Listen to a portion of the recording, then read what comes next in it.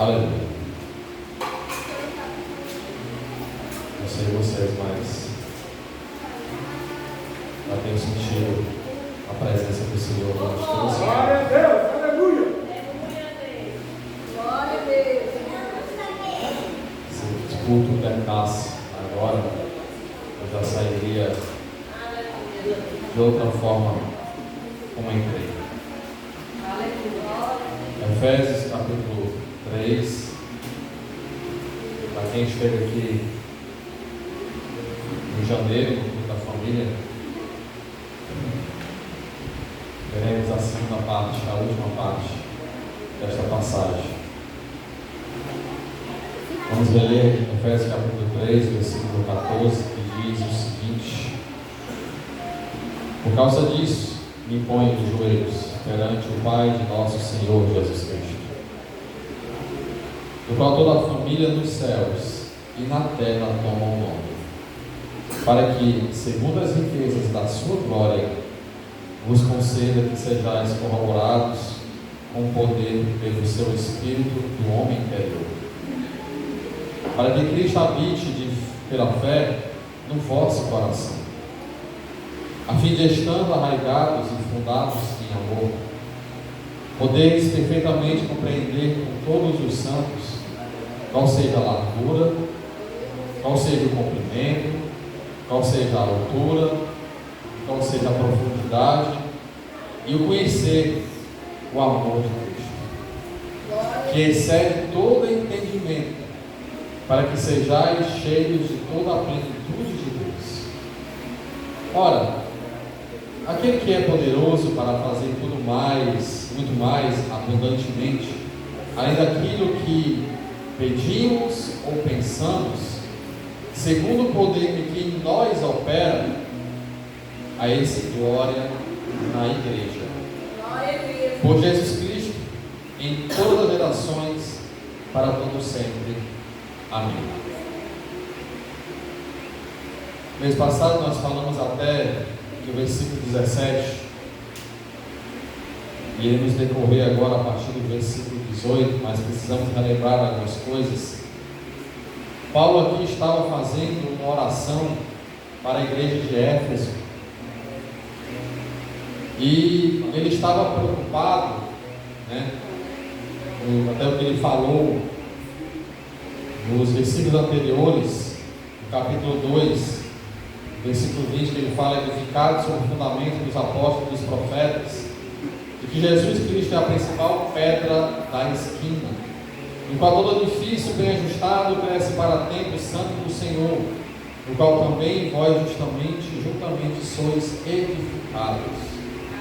Ele orava para que a igreja de Éfeso, os irmãos de Éfeso, fossem edificados em Cristo Jesus. E em segundo lugar, ele orava para que, versículo 13 do capítulo 3, portanto vos peço que não desfaleçais nas minhas tribulações por vós, que são a vossa glória. Não desfaleçam, meus irmãos, permaneçam firmes e constantes e fiéis na caminhada.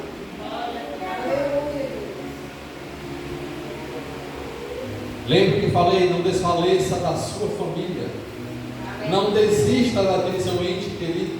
Não desista da sua família, mesmo que está sendo difícil, mas não desista, porque qual é o nosso bem mais precioso que temos em nossas mãos, além da vida que o Senhor nos concedeu?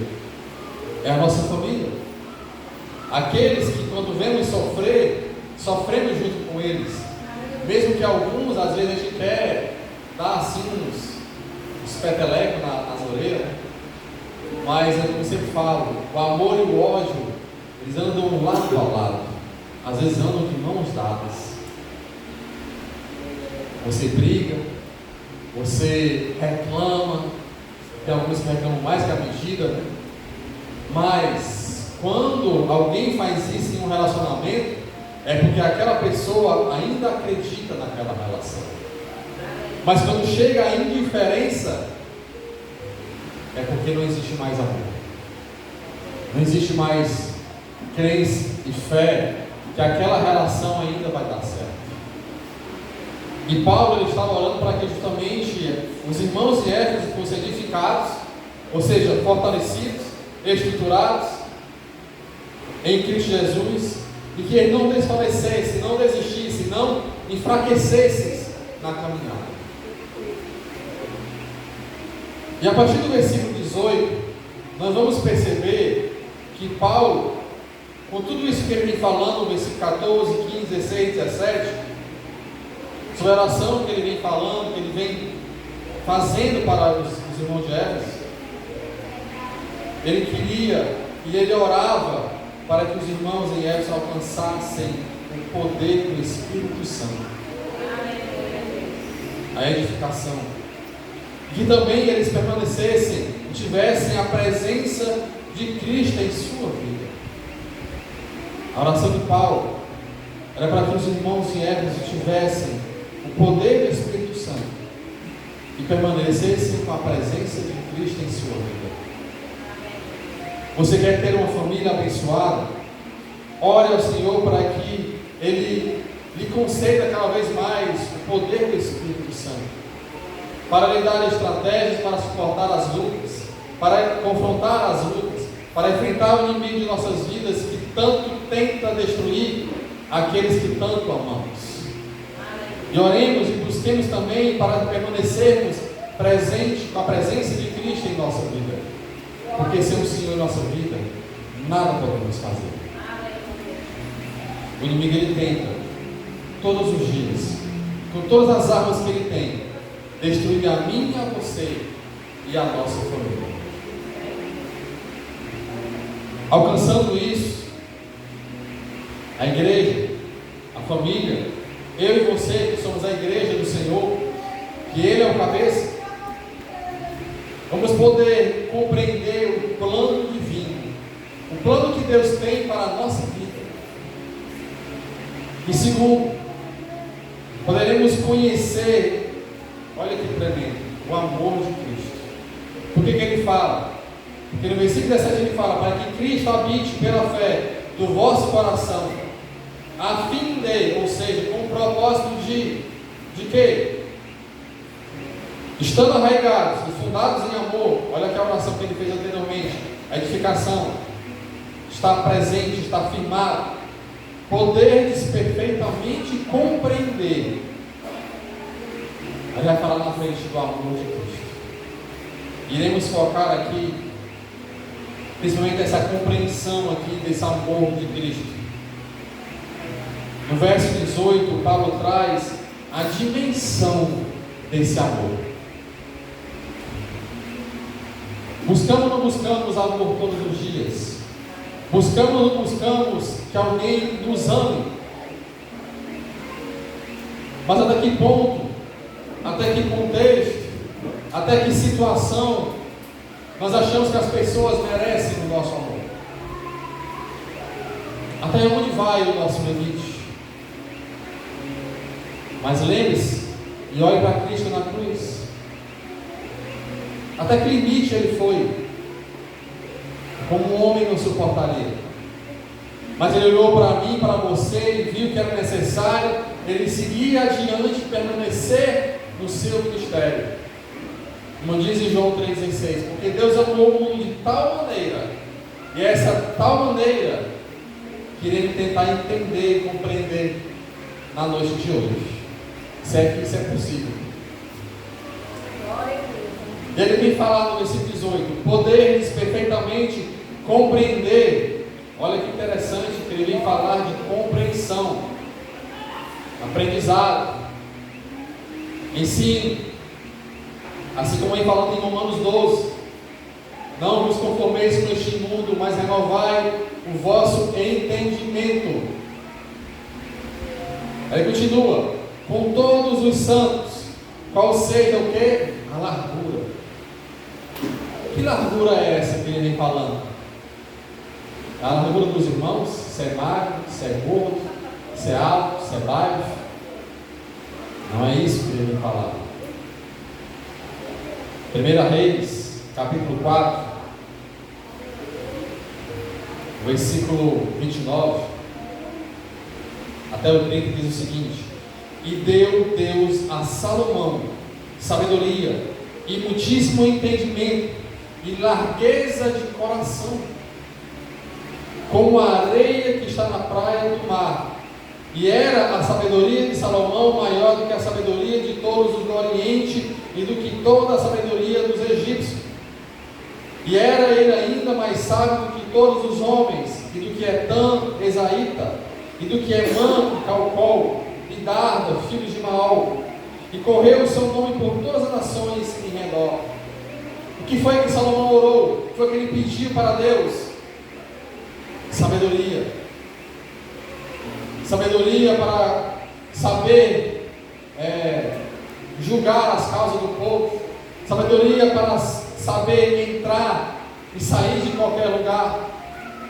E nós às vezes falamos assim: não posso entrar ali, porque ali tem pessoas que não são servos do Senhor.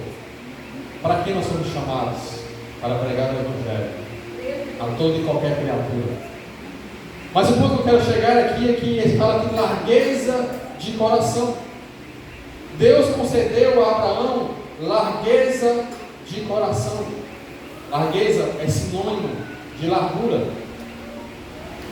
E a largueza de coração que Deus deu para Salomão foi o que? Sabedoria. E precisamos de sabedoria.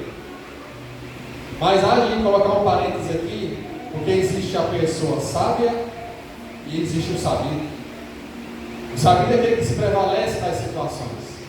O sábio é aquele que se exime, às vezes até mesmo na sua própria fama, né? A sabedoria pode atuar através de um coração cheio de amor, bondade e generosidade. Há situações e contextos que acontecem em nossa vida, em nossa vida familiar, que precisamos de sabedoria. Quando nos defrontamos com situações que alguém da família quer confrontar a nossa vida, a nossa relação com Deus, e às vezes queremos combater e bater isso de frente, a melhor coisa que podemos fazer, a melhor coisa que faremos para a nossa família é o nosso testemunho. E que mesmo que aqueles tentam colocar, às vezes fala: onde está o teu Deus? Onde está o teu Deus? Que te sofre tanto, que você peleja tanto e nada consegue de bom para a sua vida. Mas a família vai ver a sua alegria no rosto, vai ver o brilho no olhar do seu rosto, vai ver que apesar da situação que você está passando, você está feliz. Porque a tua felicidade não está em coisas terrenas, mas aí está nas mãos do Senhor. E eles vão começar a se indagar e perguntar: mas como que ele ou ela ainda permanece com essa felicidade, transparecendo através do seu olhar, do seu sorriso no rosto? Só pode ser a presença do Senhor. Isso vai despertar a curiosidade. Isso vai despertar querer entender o porquê dessa felicidade, às vezes sem causa, às vezes sem motivo e sem entendimento. A sabedoria que Salomão recebeu foi largueza de coração. Abra o seu coração para aqueles que às vezes se defrontam contigo, mas para que você seja um bom exemplo para aqueles que necessitam ser alcançados pelo Evangelho. O testemunho, ele fala muito mais do que 1000 palavras. O nosso caminhar, o nosso andar, ele fala muito mais do que 1000 palavras. E qual é o princípio de toda essa sabedoria? O temor do Senhor. E o temor aqui não é no sentido de medo, porque quem coloca medo em nós é o inimigo em nossa vida. Ele coloca em nosso coração: não adianta mais você seguir esse Evangelho, porque você tanto serve, tanto ora, tanto sofre e nada muda em sua vida. E ele coloca em você dúvida nos seus pensamentos, ele coloca em seu coração o desânimo, ele coloca na sua vida a dúvida: será que Deus realmente ele se preocupa e ele liga para a minha causa? Mas o Senhor, ele quer que venhamos ter temor a Ele. E temor aqui é o sentido de que temos convicção que Ele é o nosso Senhor e nosso Salvador, e que dependemos totalmente dEle. E quando dependemos totalmente dEle, sabemos que a nossa causa, Ele resolverá no tempo dEle. E é Ele que está nos preparando para receber algo maior de suas mãos. Glória a Deus. Isso é o temor do Senhor, o princípio de toda a sabedoria. Que mesmo quando o inimigo bate, você sabe que o Senhor está ali, te guardando, te protegendo. E que mesmo algumas feridas sejam abertas, mas no momento certo, Deus sarará as feridas e resgatará aquilo que foi perdido e transformará aquele que necessita ser transformado, porque Ele tem escutado a minha e a sua oração. Mesmo que você não declare por palavras, mas Ele conhece o seu e o meu coração. Como foi louvado aqui, sonda-me e me conhece. Me usa como um farol. Qual é o papel do farol? É dizer para aqueles barcos, navios em alto mar, que não tem nada para se referenciar, e olhar o farol, ali é o meu guia. A sua família vai olhar para você e olhar para você e dizer: Ele agora é o meu guia. Porque eu quero ter a felicidade que Ele tem. Eu quero ter a convicção de salvação que Ele tem. Eu quero ter a vida que Ele tem. E Ele continua a falar. O cumprimento. E o cumprimento não é a sua altura. Não é para os baixinhos, nem para os varais. Né? Cumprimento. 1 João, capítulo 2. Primeira epístola de João, capítulo 2, versículo 6.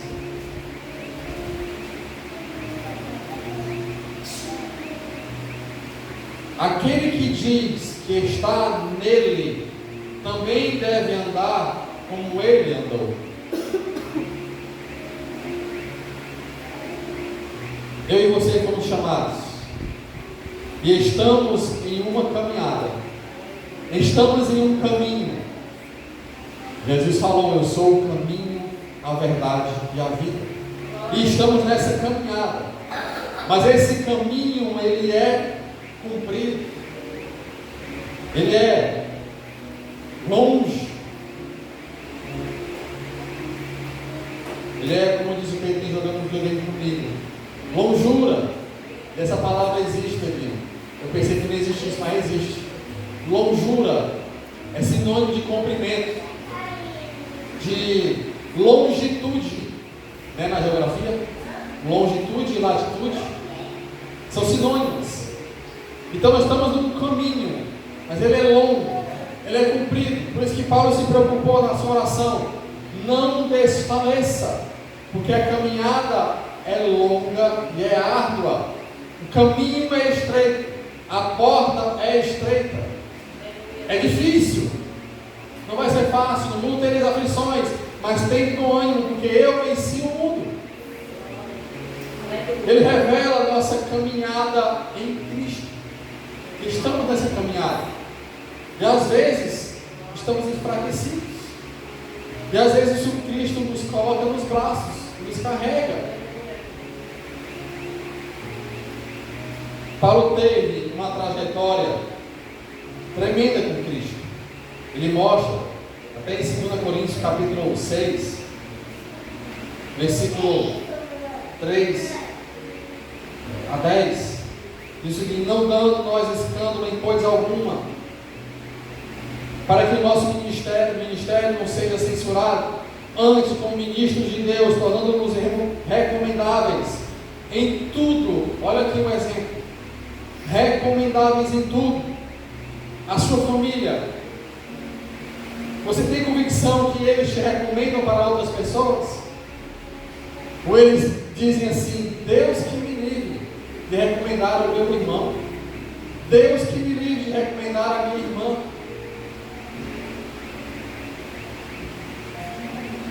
Aí ele continua: antes, como ministros de Deus, tornando-nos recomendáveis em tudo, na muita paciência, nas aflições, nas necessidades, nas angústias, nos açoites, nas prisões, nos tumultos, nos trabalhos, nas vigílias, nos jejuns, na pureza, na ciência, na longanimidade, na benignidade, no Espírito Santo, no amor não fingido, na palavra da verdade, no poder de Deus, pelas armas da justiça, à direita e à esquerda, por honra e por desonra, por infâmia e por boa fama, como enganadores e sendo verdadeiros, como desconhecidos, mas sendo bem conhecidos, como morrendo e eis que vivemos, como castigados e não mortos, como contristados, mas sempre alegres, como pobres, mas enriquecendo a muitos,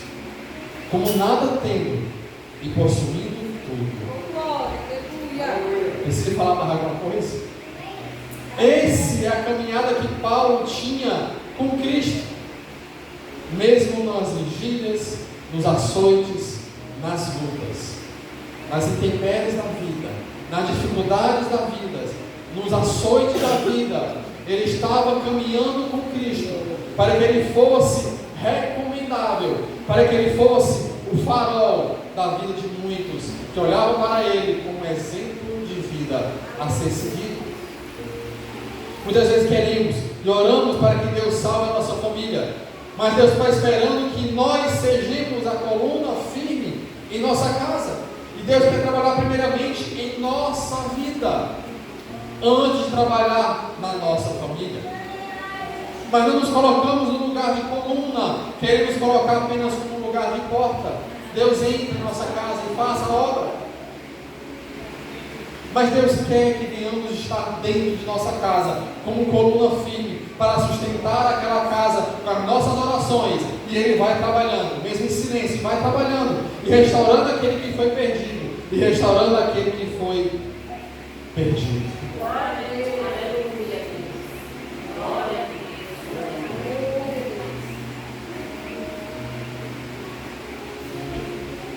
Em tudo o cristão deve andar: pureza, ciência, longanimidade, benignidade, amor, verdade. Não temos que clamar e adorar ao Senhor somente quando tudo está bem, porque quando tudo estiver mal, as pessoas vão olhar para nós, ó, está vendo? Já esqueceram do Deus dele. É mesmo na dor e mesmo na alegria, como aquele juramento fazendo diante do altar, em nosso casamento, na tristeza e na alegria, na pobreza e na riqueza. Na maioria das vezes na pobreza, né? Na riqueza poucas vezes. Mas temos que ser o mesmo, tanto na alegria como na tristeza. Quando a luta se levanta, que quando alguém da relação comete uma falha tremenda, você vai lá e se levanta como servo do Senhor e perdoa aquela pessoa.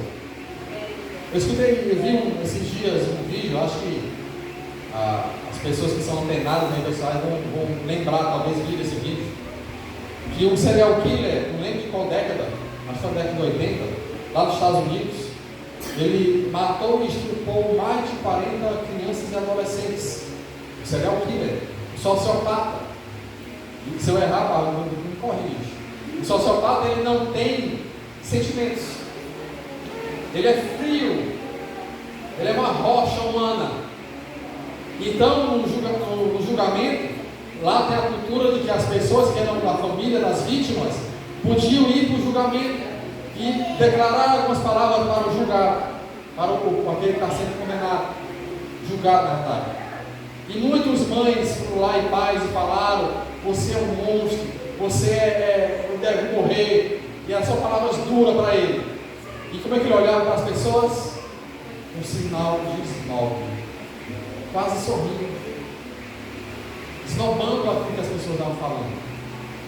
Aí de repente entrou um homem naquele julgamento e falou assim: certamente você fez muito mal à minha filha, a matou e a estrupou, mas o Deus a quem eu sirvo está mandando eu te perdoar. Eu sei que muitos aqui querem que você morra e tem ódio de você. Mas o Deus a quem eu sirvo está mandando eu te perdoar e eu te perdoo em nome do Senhor. E sabe qual foi a reação daquele homem? Apenas uma lágrima caiu no seu rosto. Cadê os psiquiatras agora para explicar isso? Um sociopata, psicopata, derramaram uma lágrima. Só Deus para explicar. Só Deus para fazer isso, mas é isso que o perdão faz. É isso que Deus quer de nós. Que mesmo que a situação seja mais desfavorável, continuemos sendo servos do Senhor e dando exemplo para os outros. Que Deus, Ele é o nosso Senhor e o nosso Salvador. E que vamos perdoar, porque o perdão também é uma libertação do nosso coração. Que quando você não perdoa, você é escravo daquela pessoa. Quando você não perdoa, você está aprisionado. E você vai dormir com o seu inimigo todos os dias. Vai colocar a cabeça no seu travesseiro e vai pensar a noite inteira, e às vezes nem dormir, escravo daquela pessoa. E quando você perdoa, você se liberta daquela pessoa. Outra vez eu vi uma pessoa falando, não sei se foi o pastor dela, não lembro, o pastor Roberto, que a questão do perdão é a questão que 50% da conta está com você e o outro 50% está na mão da pessoa a ser perdoada. E quando você chega e perdoa, você coloca os 50% na mão daquela pessoa perdoada. E se ele não aceitar e não reconhecer o seu perdão, aí é com ele, está nas mãos dele 100%. Você está livre. Agora, para servir o Senhor, minha oferta, o Senhor não aceita. Em tudo devemos andar. Uma caminhada percorrida com amor não fingido. Não adianta fingir. Como diz no popular, né? A mentira tem perna curta. Rapidamente ela é descoberta. Um amor não fingido. Em terceiro lugar, profundidade. Salmo 92, versículo 5.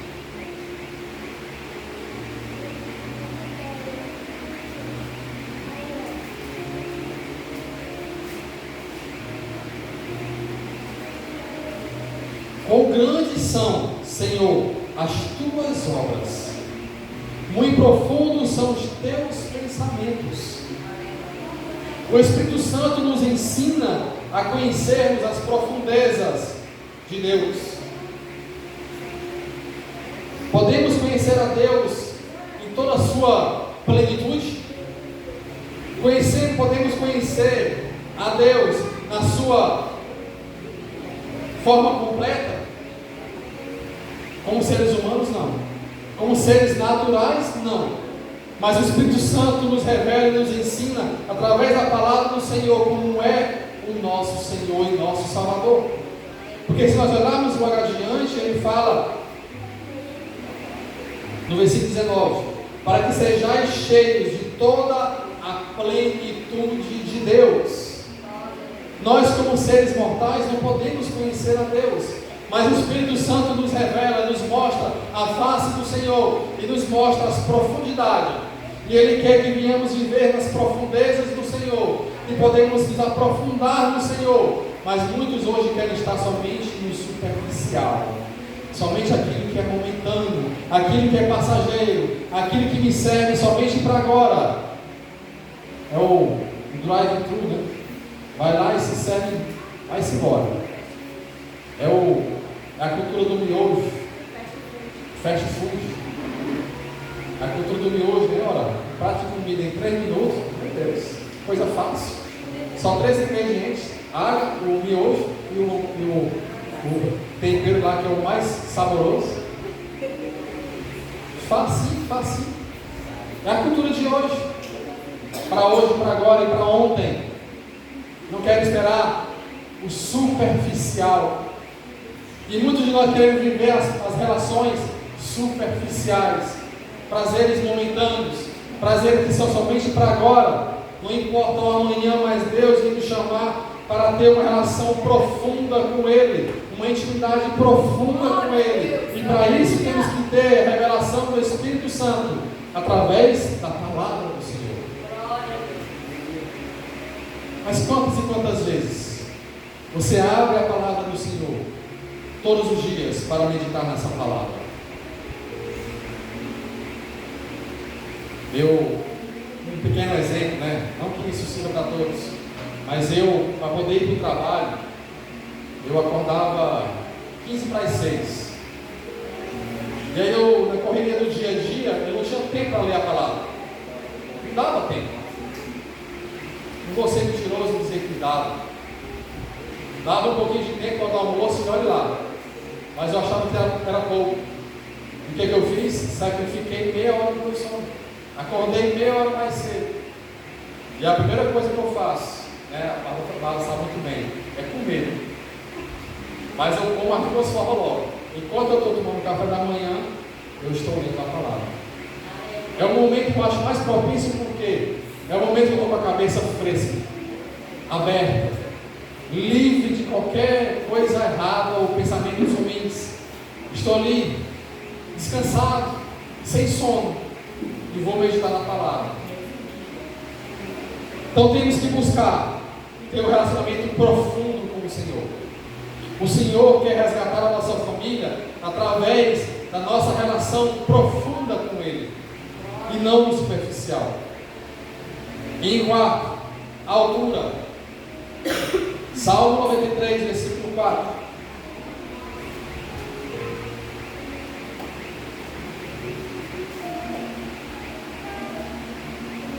Mas o Senhor nas alturas é mais poderoso do que o ruído das grandes águas e do que as grandes ondas do mar.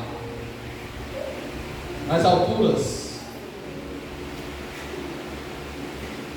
nós, quando buscamos relacionamento íntimo com o Senhor, nós estamos protegidos, vocês sabiam?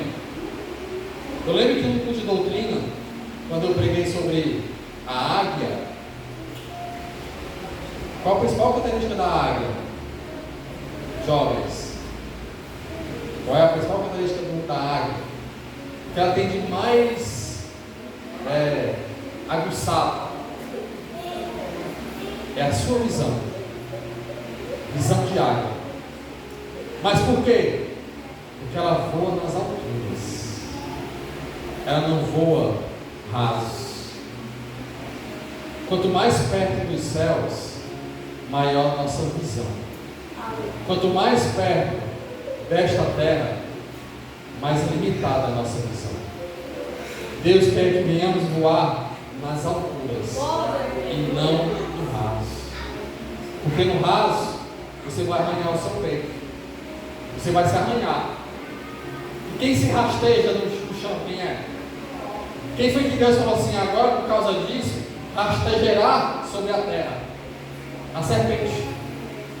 Mas Deus quer que venhamos voar nas alturas com Ele. E quando voamos nas alturas, Ele nos guarda, Ele nos protege, porque estamos protegidos e distante daquele que rasteja sobre a terra. Se você quer levar a sua família para as alturas, pois voe alto, para que você tenha força para carregar a sua família, para também voar alto e ser protegida, e ser livre daquele que tanto tenta pela sua família, contra a sua família.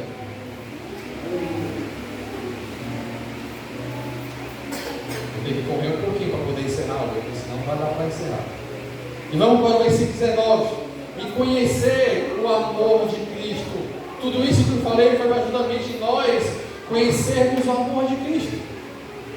Buscamos, os jovens sabem muito bem hoje. Tem 3 jovens aqui, né? Biana, Felipe e Laio. Vai chegar o momento que vocês vão buscar o seu amor. Mas sabe, você já tem um amor guardado para vocês. Você já tem, que é o amor de Cristo. Ele está aqui guardado para vocês, de braços abertos. Porque a humanidade corre para um lado e para o outro, buscando o amor, buscando a felicidade. E temos o Cristo que nos ama incondicionalmente. E conhecer o amor de Cristo. E olha que tremendo, que excede todo entendimento. Olhe para a cruz.